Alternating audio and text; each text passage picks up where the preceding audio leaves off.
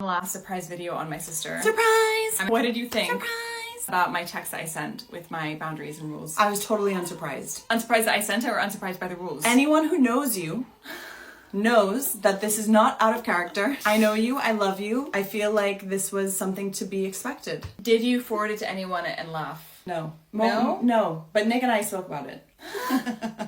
To me, the job of everyone in the life of two expecting parents is to just say whatever you want. Whatever you want.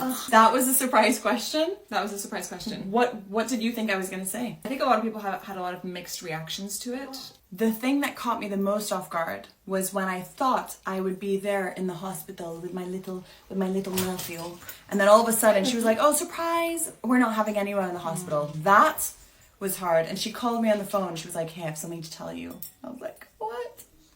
She was like, "We're not having people in the hospital." I was like, You know what's hard? It's hard having a baby when your family don't live in the same country, because of course you want you to be there for like those first days, those first moments. But it's like, if I have a limited window with you, I didn't want that window to be when I was like in the thick of everything. It's also difficult because you want to kind of be fair between in-laws and your own family. It's hard. But then also I think the woman's family is different. Yeah. I think there's like a natural element of that. But especially you also want some in level this of fairness. phase, it's just different because the mother needs so much support. Yeah. But also, like, I had my boobs out like all day in the hospital. She still has her boobs out all day.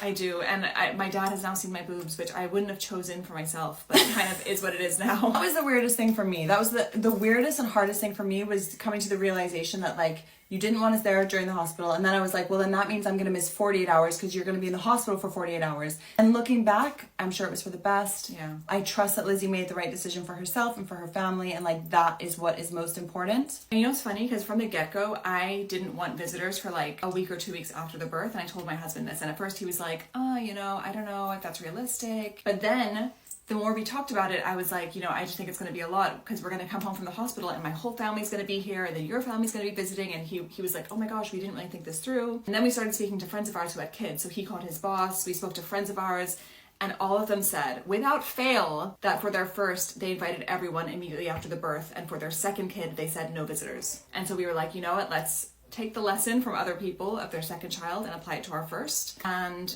yeah, I wouldn't change a thing. I'm curious to see what you'll do, and if you do have visitors like the day of the birth, This is a how lesson. you'll feel after. This is a lesson to everyone, to do what you want to do. And if they love you, they'll be like, cool, we're just happy to support you.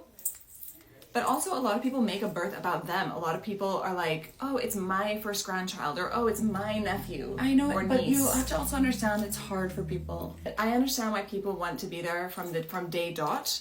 Yeah. But ultimately, it's about the bond between the child and the parents like readjusting to this new world and this new way of life, and everyone goes through it differently. Do you hear him? Anyway, on that note, he's giving me the hungry cry, so I better go because the cow is needed. I know, that's one thing I learned. If you hear an at the beginning, it means they're hungry. Words to the wise.